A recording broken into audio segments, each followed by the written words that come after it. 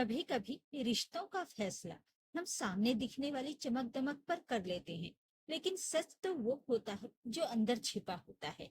घनश्याम जी भी समधन विमला जी के आत्मीय और हंसमुख व्यवहार से इतने प्रभावित हुए कि झटपट अपनी बहू चुन ली। उन्हें लगा कि ये परिवार संस्कार और समझ का आईना है।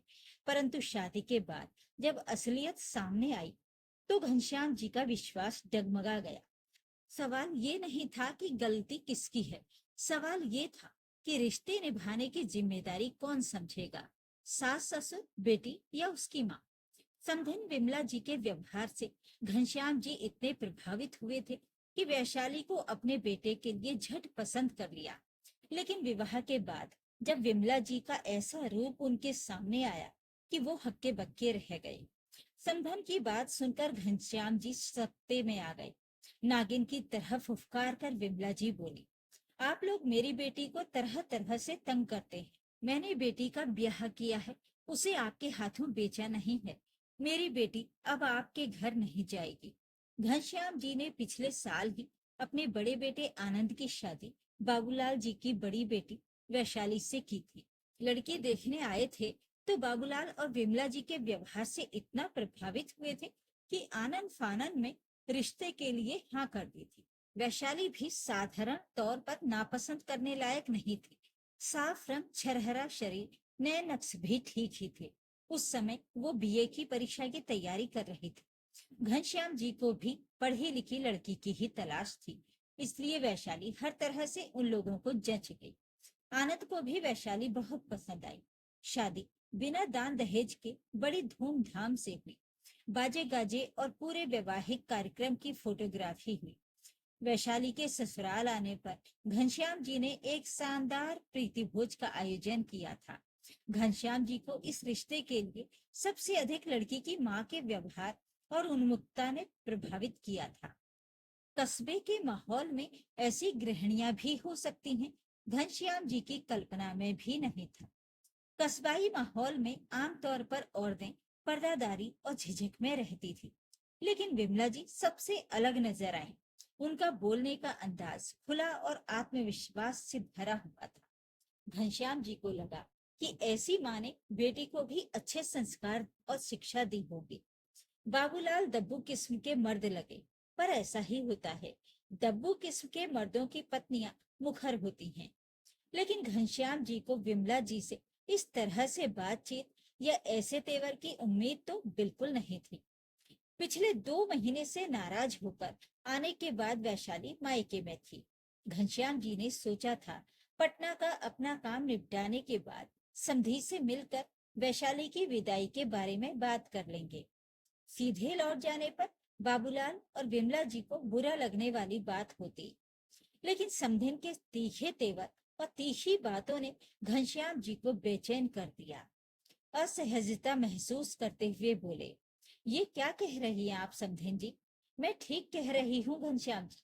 विमला जी बोली, आपने मेरी बेटी को ले जाकर पिंजरे में बंद कर दिया, ऊपर से कई तरह की पाबंदियां कि ये मत करो, वैसा मत पहनो, ऐसे मत खाओ, उधर मत जाओ।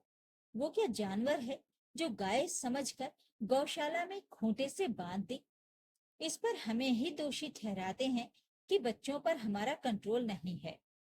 घनश्याम जी को अब समझ में आया कि समधिन का गुस्सा उनकी उस बात पर है जो उन्होंने बाबूलाल से जब वो वैशाली को लाने गए थे कही थी।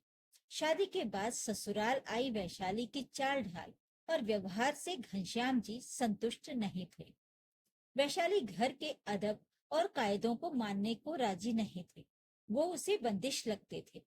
घनश्याम जी रूढ़िवादी नहीं थे, परंतु अमर्यादित आजादी और खुलापन उन्हें पसंद नहीं था। आनंद की माँ की सोच बहू के बारे में पारंपरिक थी।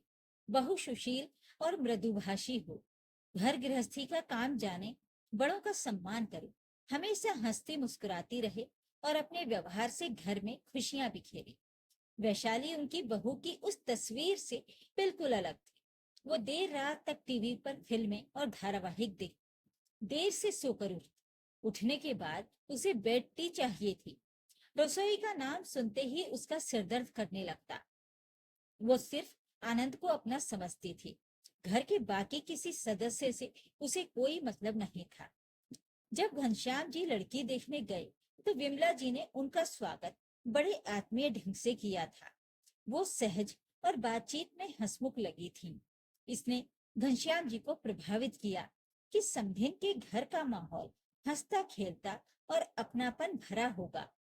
घर में मेहमानों के सामने व्यवहार ऐसा था कि जैसे वो सब कुछ संभालने में निपुण हैं। उनकी बातों और आत्मविश्वास ने ये आभास दिया कि ये औरत अपने घर को बहुत अच्छे ढंग से चलाती होगी। इन सभी कारणों से घनश्याम जी को लगा कि वैशाली भी बिल्कुल वैसी ही होगी, पढ़ी लिखी, आत्मनिर्भर, आत्मविश्वासी और अच्छे संस्कार वाली। लेकिन बाद में उन्हें एहसास हुआ कि विमला जी का वो प्रभाव सिर्फ ऊपरी आवरण था। असलियत में बच्चों की परवरिश ढीली और घर का माहौल बिखरा हुआ था। घनश्याम जी ने वैशाली को बेटी की तरह मानते हुए हर तरह से समझाने की कोशिश की कि बेटी, ये तुम्हारा घर है, तुम इस घर की बड़ी बहू हो, घर की जिम्मेदारियों को समझो। लेकिन वैशाली में जरा भी परिवर्तन नहीं हुआ। घनश्याम जी को लगा कि उन्होंने विमला जी की बाहरी चमक से प्रभावित होकर भारी भूल की, भीतर झांककर तह तक जाने का प्रयास ही नहीं किया। फिर भी घनश्याम जी को विश्वास था कि वैशाली समय के साथ धीरे धीरे इन बातों और अपनी जिम्मेदारियों को समझने लगेगी। आखिर बच्ची ही तो थी, उससे इतनी जल्दी बड़प्पन की उम्मीद करना भूल होगी। फिर जिस घर में आजादी का वातावरण हो और जहाँ माता पिता ने अपनी संतानों को जिम्मेदारियों का पाठ न पढ़ाया हो, बेटियों को बेटी और बहू का अंतर न समझाया हो, वहां ऐसा होना बहुत स्वाभाविक है। इसमें दोष वैशाली का नहीं, उसके माता पिता का है। इसी बीच एक घटना घट गई। वैशाली के छोटे भाई मधुकर ने माँ के डांटने पर अपने कपड़ों पर तेल छिड़क कर आग लगा ली थी, लेकिन सतर्कता के कारण वो बच गया। लेकिन भयंकर हादसा हो सकता था। बाबूलाल वैशाली को लेने आए तो बातों ही बातों में घनश्याम जी कह बैठे, भाई साहब, बुरा मत मानिएगा, आपके घर में बच्चों पर आपका नियंत्रण नहीं है। असल में घनश्याम जी का इशारा वैशाली की ओर था, जिसे समझाकर वो हार चुके थे और हर तरह का प्रयत्न करके भी परिवार की धारा में नहीं ला पा रहे थे। ये बात बाबूलाल विमला जी को कह देंगे और वो इस बात का इतना बुरा मान जाएंगे, घनश्याम जी ने सोचा भी नहीं था। लेकिन विमला जी ने जब तेवर और तेज से इसे दोहराया तो जैसे घनश्याम जी का आत्मसम्मान जाग उठा। पल भर को यही ख्याल जागा कि ये औरत उन्हें भी बाबूलाल समझती है क्या? बाबूलाल उसकी धौंस सह सकते हैं, उन पर क्यों धौंस जमाएगी ये औरत? विवाद वही उत्पन्न होता है जहां व्यक्ति सीमा रेखा का उल्लंघन करता है। घनश्याम जी को लगा विमला जी अपनी पारिवारिक सीमा लांघ कर उनकी पारिवारिक व्यवस्था में दखल देने की ज्यादती कर रही हैं। वो बोल उठे, सचमुच आपके घर में किसी पर किसी का नियंत्रण नहीं है, सभी अपने मन के हैं। बड़ों की इज्जत की किसी को परवाह नहीं है। मधुकर ने आग लगा दी, गनीमत थी, सिर्फ थोड़ा सा पैर जला, बड़ा हादसा हो जाता तो क्या होता। घनश्याम जी ने ये भी सिर्फ समझाने के इरादे से कहा था, परंतु विमला जी को ये बात उसकी सत्ता को चुनौती और व्यंग्य सी लगी। वो तिलमिला उठी। उसी समय बाबूलाल वहां आ गए। घनश्याम जी ने बाबूलाल से कहा, भाई साहब, मैं पटना अपने किसी काम से आया था तो आप लोगों से मिलने भी चला आया। वैशाली को आए 2 महीने हो गए हैं, आप कब उसे विदा करेंगे? ये क्या बोलेंगे? विमला जी तमतमाए तेवरों में बोली, मैं कह चुकी हूँ कि मेरी बेटी अब उस घर में कभी नहीं जाएगी। आप एक बात भूल रही हैं समधिन जी। घनश्याम जी कुर्सी छोड़कर खड़े हो गए और समझाते हुए बोले, वैशाली अब हमारी घर की बहू है, उस पर आपका नहीं, हमारा हक बनता है। आप अपने अहम को बेटी के भविष्य से जोड़कर अच्छा नहीं कर रही हैं। ठंडे दिमाग से सोचकर देखिएगा। मैं जा रहा हूँ, लेकिन अब मैं या आनंद वैशाली को विदा कराने नहीं आएंगे। आप लोगों की इच्छा होगी तो बेटी को भेज दीजिएगा या फिर सारी जिंदगी अपने घर पर ही रखे रखिएगा। विमला जी ने चीख कर कहा, हाँ, हम उसे सारी जिंदगी रखेंगे, पर आपके घर कभी नहीं भेजेंगे। घनश्याम जी विमला जी की बात सुनते हुए भी अनसुनी कर बाहर निकल गए। घनश्याम जी के जाने के बाद विमला जी थके हुए योद्धा की तरह धम्म से सोफे पर बैठ गई। उसे लगा कि घनश्याम जी नाम के इस मर्द का घमंड आज उसने चूर चूर कर दिया है।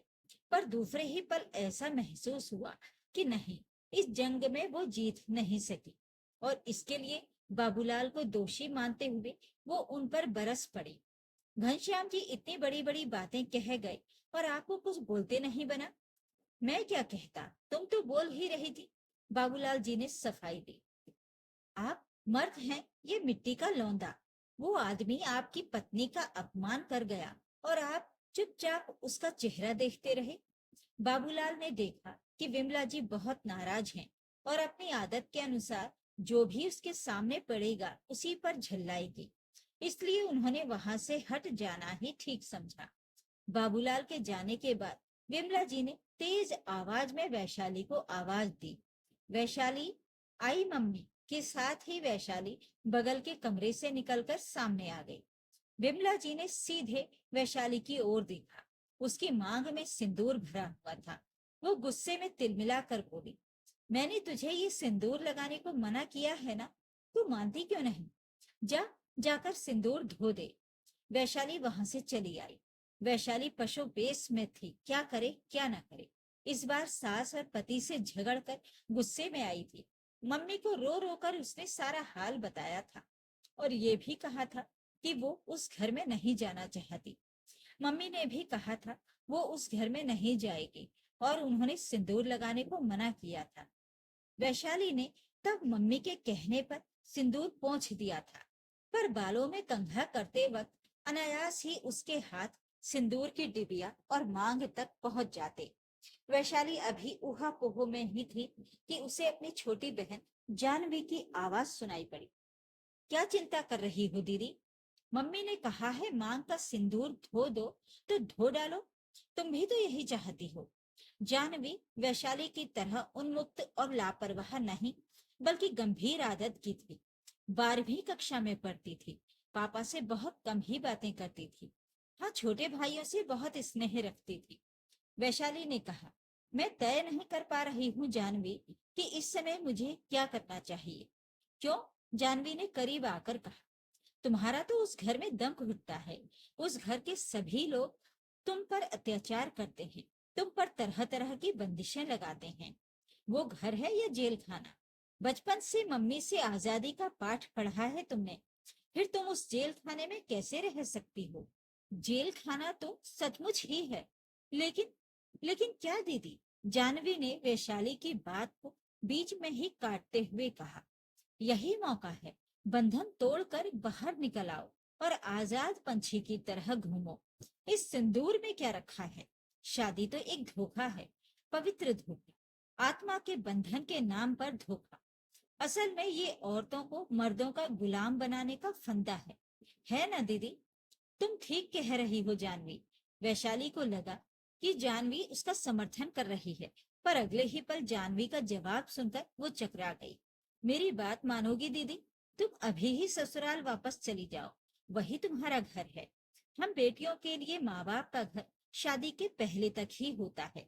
शादी के बाद ससुराल ही हमारा अपना घर होता है। तुम अपने आसपास देखो, कहीं ऐसा दिखाई पड़ता है कि शादी के बाद बेटी पिता के घर पर रह रही है?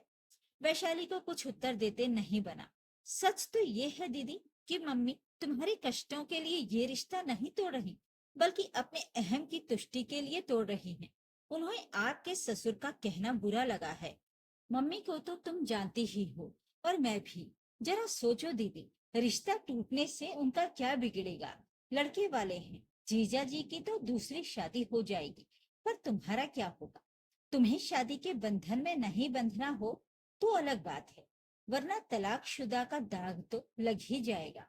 फिर आनंद जीजा जी या उनके घर वाले जालिम है ऐसा तो नहीं लगता। और मैं भी तो तुम्हारे ससुराल होकर आई हूँ। मुझे उनकी पाबंदियों वाली बातें बर्दाश्त नहीं होती। वैशाली ने अपना पक्ष रखने की नीयत से कहा, ठीक है, तुम्हें उनकी नसीहत, उनकी सीख अच्छी नहीं लगती, और इसी को तुमने अत्याचार का नाम देकर बार बार मम्मी से शिकायत की है। लेकिन जब मम्मी डांटती हैं तो कैसे बर्दाश्त कर लेती हो? तुम कहना क्या चाहती हो जानवी? क्या मुझे ससुराल लौट जाना चाहिए? हाँ दीदी, इसी में हम सबकी भलाई है, जानवी ने कहा। इससे तुम्हारी इज्जत और जिंदगी बर्बाद होने से बच जाएगी। दोनों परिवारों की इज्जत रह जाएगी। अगर ऐसा नहीं हुआ तो मेरी शादी नहीं हो पाएगी। वो कैसे? वैशाली ने हैरान होते हुए पूछा।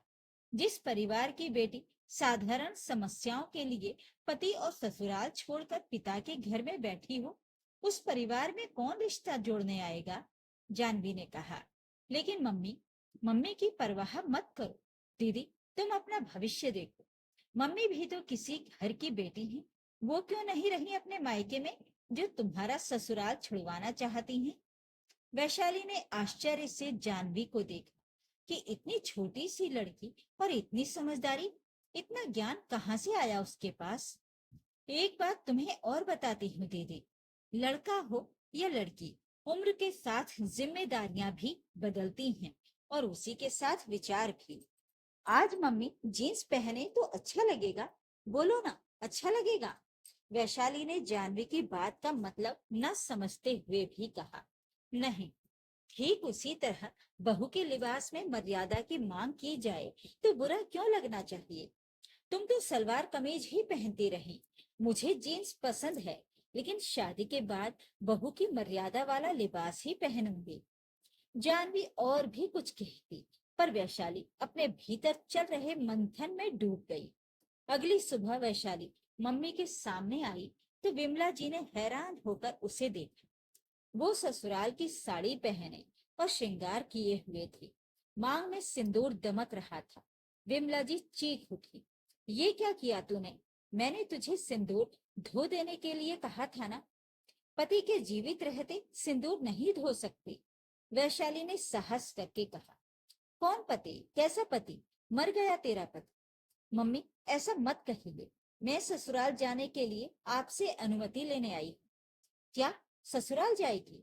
दिमाग फिर गया है तेरा? दिमाग तो पहले फिरा हुआ था मम्मी। बगल के कमरे से निकलकर जानवी भी सामने आ गई।